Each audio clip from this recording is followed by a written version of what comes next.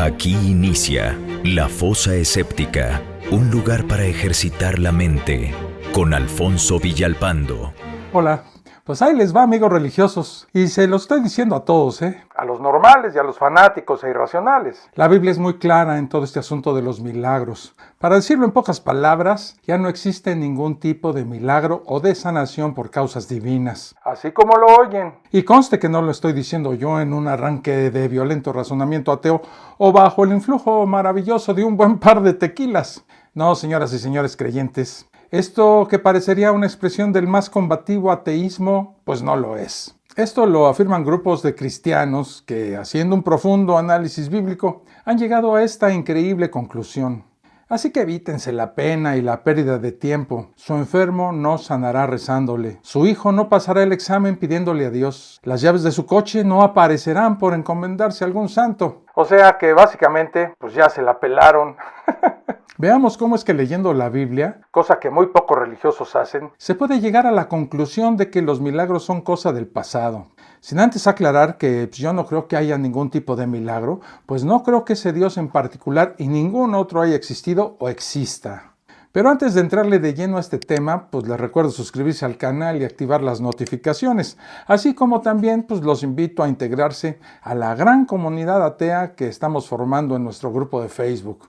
En la descripción de este video les dejo la liga para que lo puedan hacer. Dicho lo anterior, pues a lo que vinimos.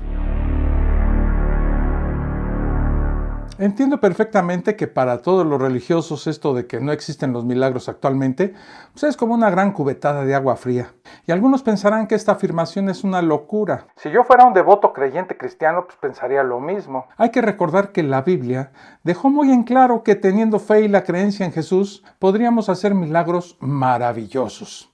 Pero pues no me crean a mí, Veamos lo que nos dice este supuesto libro sagrado e inspirado por el mismísimo Dios. De cierto os digo, el que en mí cree, las obras que yo hago, él las hará también, y aún mayores hará, porque yo voy al Padre. Y estas señales seguirán a los que creen. En mi nombre echarán fuera demonios, hablarán nuevas lenguas, tomarán en las manos serpientes, y si bebieren cosa mortífera, no les hará daño. Sobre los enfermos pondrán sus manos y sanarán. Bueno, amigos religiosos, según estas palabras de los evangelios, cualquiera de ustedes podría hacer los milagros y curaciones como las que hizo Jesús. Por lo tanto, pues una prueba muy sencilla para saber si ustedes creen en Jesús y lo que dice la Biblia, sería que fueran a un hospital y curaran a un enfermo en fase terminal, ¿no?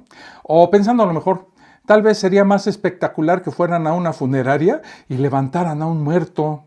O que echándole una buena tanda de oraciones, un amputado recobrara su pierna. Claro que siempre siguiendo las palabras de Juan 14:12, ¿no? Si no ocurre ningún milagro, pues significaría que usted o no cree en Jesús como dice, o simplemente que esto de los milagros es otra jalada de las muchas que contiene su librito sagradito, inspiradito por Diosito. Pero volviendo al tema de este video, ¿dónde diablos dice la Biblia que no se pueden hacer milagros en estos días? Entonces, ¿qué son todos esos milagros que ustedes, amigos creyentes, aseguran ver todos los días?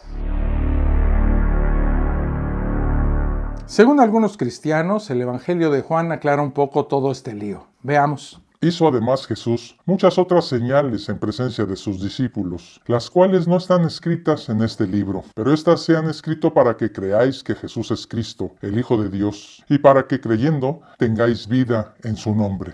¡Caray!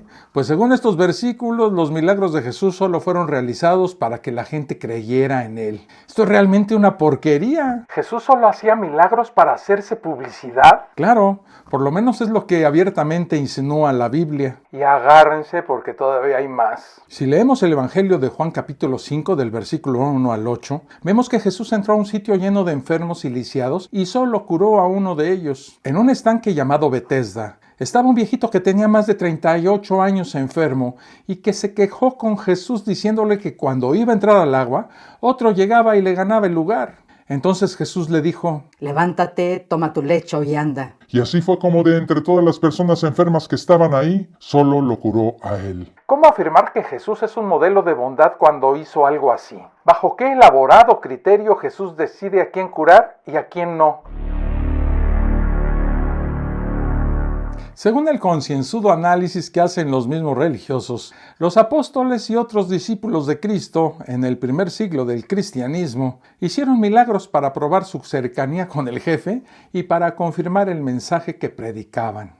Es bastante curioso que en la Biblia, específicamente en el libro de Hebreos 2, 3 al 4, se diga que los milagros se ejecutan, y cito textualmente, según la voluntad del Espíritu Santo. Es decir, los milagros ocurren solo cuando al Espíritu Santo se le pega su regalada gana. Pero esto no contradice a Juan 14 y a Marcos 16, donde dejan muy en claro que cualquiera puede hacer milagros con solo creer y tener harta fe. Entonces, y basándonos en lo anterior, el propósito que Jesús tuvo al hacer milagros y dar a otros el poder de hacerlos ya no existe.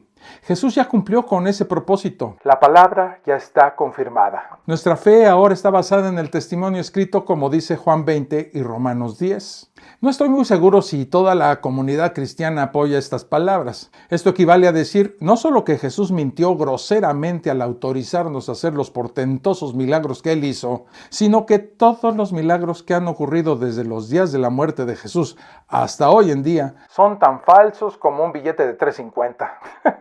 Siguiendo esta línea de interpretación cristiana, el mismo Pablo puso fin a los dones milagrosos en su famosa carta a los Corintios. Cuando yo era niño, hablaba como niño, pensaba como niño, juzgaba como niño, mas cuando ya fui hombre, dejé lo que era de niño. Los expertos en el tema concluyen que este versículo se refiere a los dones de milagros que solo ocurrían durante la niñez de la iglesia, y que al ser la iglesia adulta, ya no ocurren este tipo de manifestaciones divinas. Pero como siempre, uno puede hacerse esta pregunta. ¿Esta es la interpretación correcta? El amor nunca deja de ser, pero las profecías se acabarán, y cesarán las lenguas, y la ciencia acabará. Me llama mucho la atención las tres últimas palabras del versículo que acabamos de ver. La ciencia acabará. Si esa es una profecía de Pablo, pues imagínense cómo serán las demás. El capítulo 12 de la primera carta a los Corintios nos habla precisamente de la diversidad de esos dones y nos explica, según la palabra de Pablo, que a cada uno de nosotros nos toca un don específico.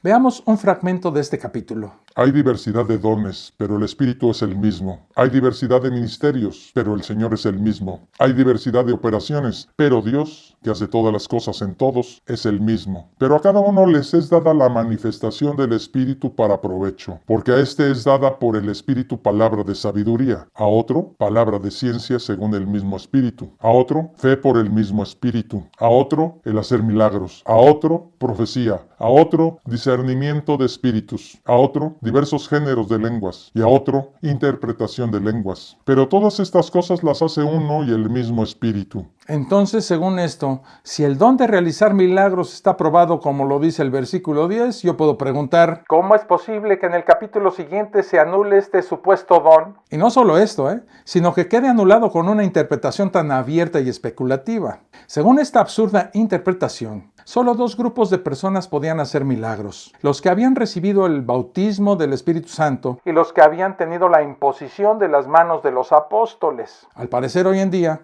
como ya solo se bautiza con agua y no con Espíritu Santo, y como solo pueden hacer milagros los tocados por algunos de los apóstoles, pues que ya todos están viendo crecer las cebollas por abajo, pues nadie puede hacer milagros.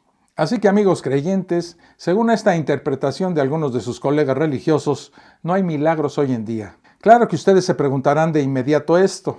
Entonces, ¿qué explicación pueden tener todos esos milagros y curaciones que se han visto? La explicación que dan, que para mí es una completa tarugada, que todos esos milagros son obra de Satanás. Nuestro amigo, el que huele a azufre, tiene el poder para hacer milagros falsos y para confundir a los incautos y hacerlos creer en una doctrina falsa. Porque, como dice Mateo, y entonces se manifestará aquel inicuo, a quien el Señor matará con el espíritu de su boca, y destruirá con el resplandor de su venida. Inicuo cuyo advenimiento es por obra de Satanás, con gran poder y señales, y prodigios mentirosos. Así que, amigos irracionales, parece ser que todos los milagros que ustedes han presenciado o son falsos o son producto de la obra del simpático Satanás. Tengo muchísima curiosidad por saber si el cristiano promedio comparte este tipo de interpretación basada en la Biblia. Pero yo me voy a dar el lujo de dar mi opinión como un ex religioso que soy. Yo pensaba que de verdad los cristianos hoy en día podían hacer milagros. Cuando era religioso lo afirmaba sin ninguna duda. todos los que lo pidieran con fe podían hacer milagros como curar enfermos o sanar algún herido. En verdad lo creía de corazón. Y que simplemente yo no podía hacerlo porque mi fe era insuficiente. Me atrevo a decir que esta es la respuesta de muchos cristianos que creen en estas palabras. Entonces hay preguntas que merecen una respuesta. Preguntas como estas. ¿Por qué algunos cristianos interpretan la Biblia de esa manera? ¿Quién está equivocado? ¿Se contradice la Biblia o se contradicen los cristianos? ¿Hasta dónde puede llegar esa interpretación? ¿Quién me asegura que el cristiano está en lo correcto? Mientras estas preguntas no sean contestadas con sinceridad por los religiosos, se mantendrán, por así decirlo, en las penumbras de su propia fe. Esas penumbras donde a sus líderes les gusta tenerlos para dominarlos, manipularlos y de esa forma engrandecer aún más su ya de por sí gran poder y control.